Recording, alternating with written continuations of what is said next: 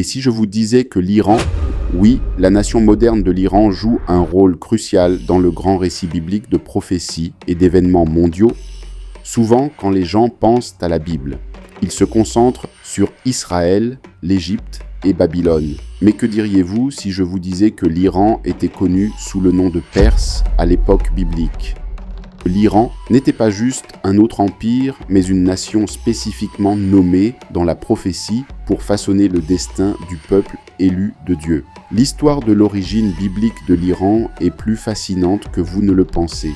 De la lignée de Noé au règne de Cyrus le Grand, l'histoire des Iraniens est entrelacée avec certains des moments les plus cruciaux de l'histoire biblique. Mais la révélation vraiment choquante est que Dieu a utilisé la Perse, une nation de rois païens, pour délivrer Israël, reconstruire le temple et accomplir les prophéties qui ont été dites des siècles avant qu'elles ne s'accomplissent.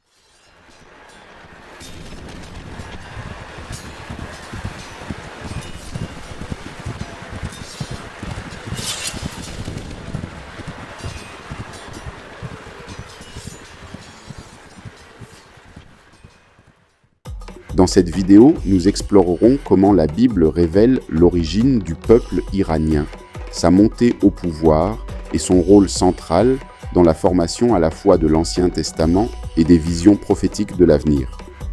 Parce que ce que vous êtes sur le point d'apprendre changera la façon dont vous considérez l'Iran, pas seulement comme une nation du monde moderne, mais comme un acteur clé dans le plan de déploiement de Dieu pour le monde entier. Pour comprendre les racines bibliques de l'Iran, nous devons revenir à l'histoire de Noé et ses descendants. Après le grand déluge, les trois fils de Noé, Shem, Ham et Japheth, sont devenus les ancêtres de toutes les nations de la terre, selon la table des nations dans Genèse 10. L'un des fils de Japheth était Madaï, le géniteur des Middaïs. Les Mèdes deviendront plus tard étroitement associés aux Perses, et ensemble, ils formeront la fondation de l'empire médo-perse, l'un des empires les plus puissants de l'histoire mondiale, les descendants de Madaï, installés dans la région qui deviendrait l'Iran moderne. Les Perses émergeant de la même zone géographique occuperont une place importante plus tard, mais les deux groupes partageaient une ascendance iranienne commune. Je vais laisser frère Patrick continuer avec les récits bibliques sur l'origine des Perses et le rôle qu'ils joueront dans les prophéties du temps de la fin. Frère Patrick, à toi. Merci frère Kevin. L'Empire perse s'étendait de la rivière Indus à l'Afrique du Nord, englobant plusieurs des grandes régions mentionnées dans la Bible, y compris Israël, Babylone et l'Égypte. Mais l'importance de la Perse va bien au-delà de sa puissance militaire et territoriale. Son importance réside dans la façon dont Dieu l'a utilisée pour remplir ses promesses aux Israélites. L'Empire babylonien, dirigé par le roi Nabuchodonosor, avait conquis Jérusalem en 586 avant Jésus-Christ, détruit le temple et emmena le peuple de Juda en exil. Les Israélites sont restés en captivité à Babylone pendant 70 ans comme prophétisé par Jérémie. Puis est venu Cyrus le Grand, un roi perse qui a conquis Babylone en 539 avant notre ère. Et avec lui, tout a changé. Le livre d'Esdras s'ouvre sur un décret de Cyrus, permettant aux Israélites de retourner dans leur pays et de reconstruire le temple à Jérusalem. Cet événement est enregistré dans Esdras 1er, 2 à 4, où Cyrus déclare « Le Seigneur, le Dieu du ciel, m'a donné tous les royaumes de la terre et m'a désigné pour lui construire un temple à Jérusalem en Juda. » Cyrus, un roi païen, avait été nommé plus d'un siècle auparavant par le prophète Isaïe, comme celui qui accomplirait la volonté de Dieu pour restaurer Israël. Isaïe 44, 28 et Isaïe 45, 1 dans l'un des moments les plus étonnants de l'histoire biblique. La Perse, une nation en dehors de l'alliance de Dieu, est devenue l'instrument de la rédemption de Dieu pour son peuple, ce qui a marqué un tournant profond pour Israël et a mis en évidence le rôle central de la Perse dans le plan divin de Dieu.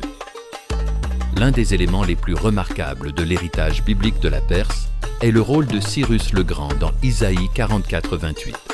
Dieu se réfère à Cyrus par son nom plus de 150 ans avant sa naissance, en l'appelant son berger, qui accomplira les desseins de Dieu.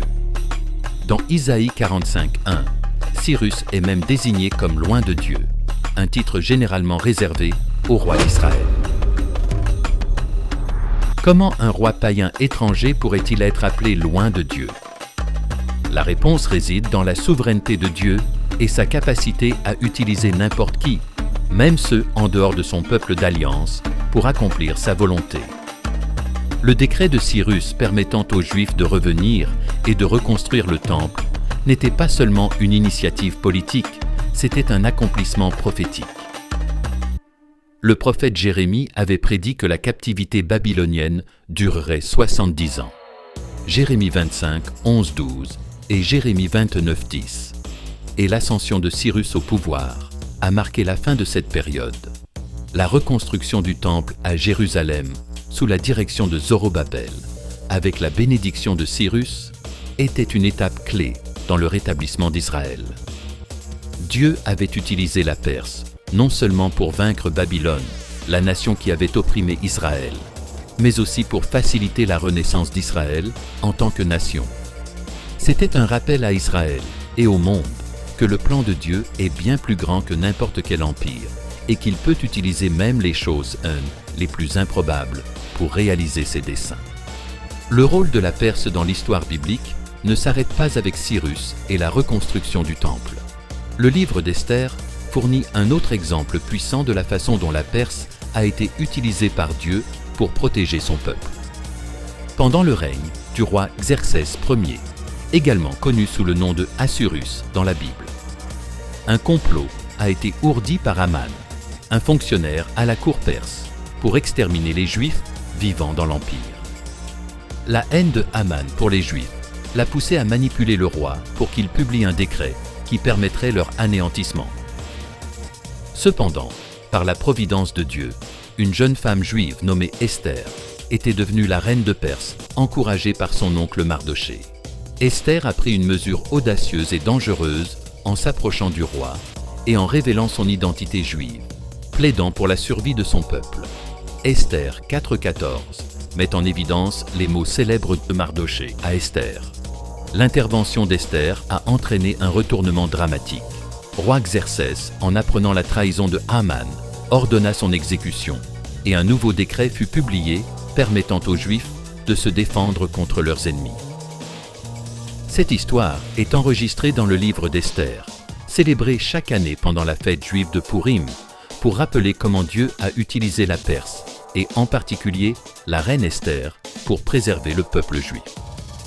Une fois de plus, la Perse, bien qu'un empire étranger, est devenue un instrument à travers lequel le peuple de Dieu était protégé. La main de Dieu était évidente tout au long de l'histoire, en utilisant l'empire perse comme toile de fond pour cette délivrance miraculeuse des Juifs de l'anéantissement. Cela démontre en outre comment la Perse, bien qu'elle ne fasse pas partie de l'Alliance, le peuple d'Israël a continué à jouer un rôle crucial dans le déroulement du plan de Dieu.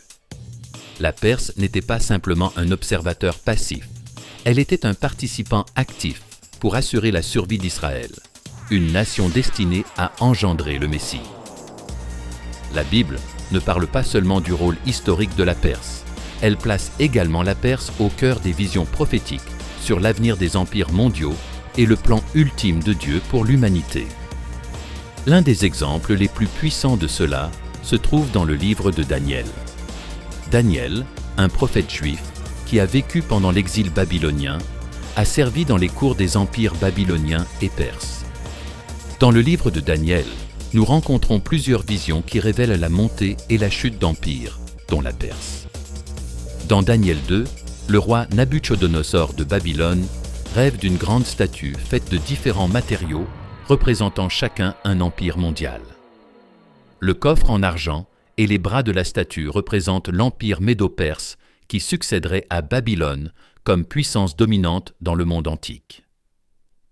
Plus tard, dans Daniel 7, Daniel lui-même a une vision de 4 bêtes représentant 4 empires successifs. La deuxième bête, un ours élevé d'un côté, représente l'empire mersien symbolisant sa double nature. La force combinée des Mers et des Perses, cet empire serait vaste et ses expansions, en particulier sous Cyrus, modifieraient à jamais le cours de l'histoire.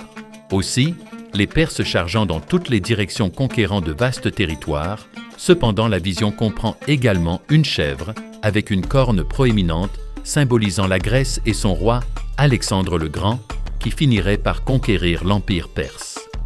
Ces visions placent la Perse au cœur de la chronologie prophétique de Dieu, montrant que l'ascension et la chute de l'Empire n'étaient pas des accidents de l'histoire, mais faisaient partie du plan divin de Dieu. Le temps d'influence de la Perse a été prophétisé pour céder la place à l'essor de la Grèce. Mais c'est pendant le règne de la Perse que le peuple de Dieu a connu la délivrance et la restauration en accomplissant les prophéties d'Isaïe, de Jérémie et d'Ézéchiel. Bien que l'Empire perse soit tombé aux mains d'Alexandre le Grand au IVe siècle avant Jésus-Christ, son influence a continué à se faire sentir pendant le temps du Nouveau Testament. Au moment de la naissance de Jésus, l'Empire perse avait été remplacé par les empires grecs et plus tard romains. Cependant, l'héritage de la gouvernance et de l'administration de la culture perse a laissé un impact durable sur le monde antique. L'un des liens les plus mystérieux entre la Perse et le Nouveau Testament est l'histoire des mages, les sages qui ont visité l'enfant Jésus dans Matthieu 2.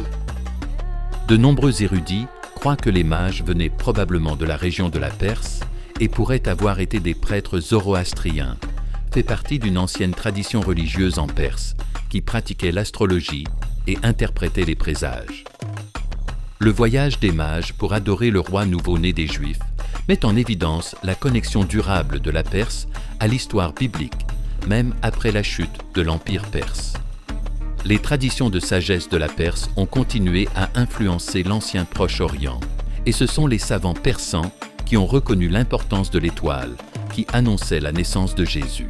De plus, l'héritage de tolérance de la Perse envers diverses cultures et religions ouvrirait la voie à la propagation du judaïsme et finalement du christianisme dans tout l'Empire romain.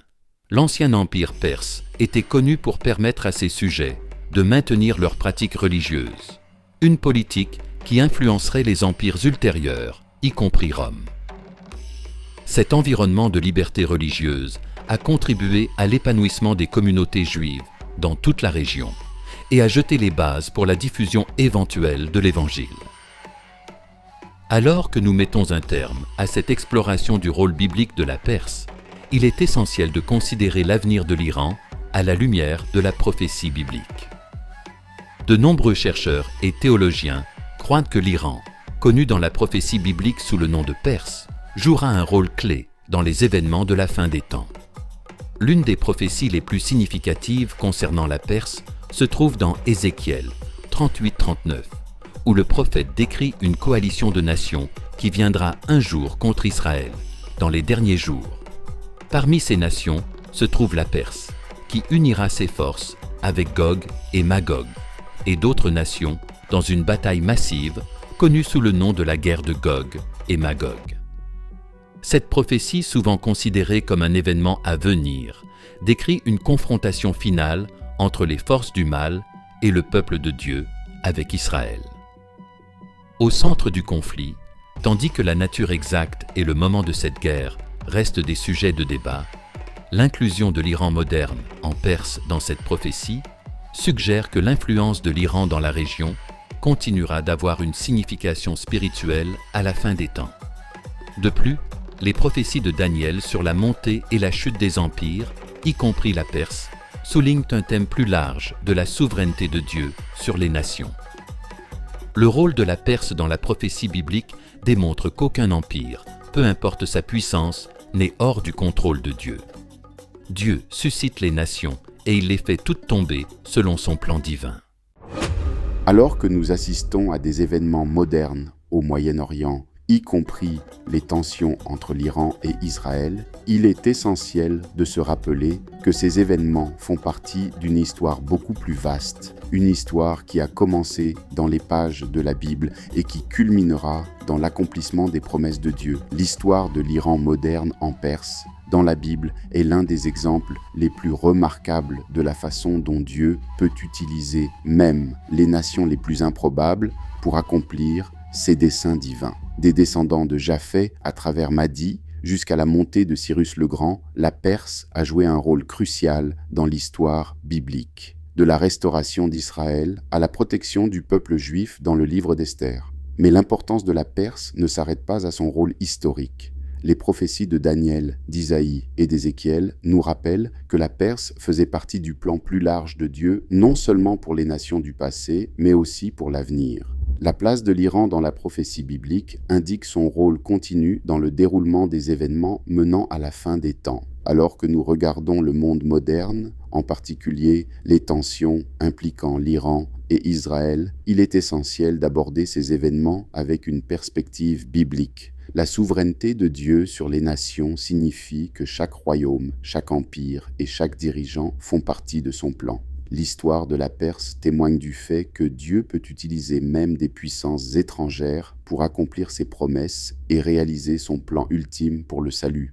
La Perse, maintenant l'Iran, continue d'avoir une influence profonde sur la scène mondiale et sa connexion avec la Bible nous rappelle que l'histoire, c'est plus que la montée et la chute des empires. C'est le déploiement du plan de Dieu pour la rédemption de son peuple et la seconde venue du Fils de Dieu, comme prophétisé dans les Saintes Écritures. Restez à l'écoute. Pour la deuxième partie de la vidéo, nous vous montrerons le rôle exact de la Perse, l'Iran moderne, dans les événements menant à la fin des temps.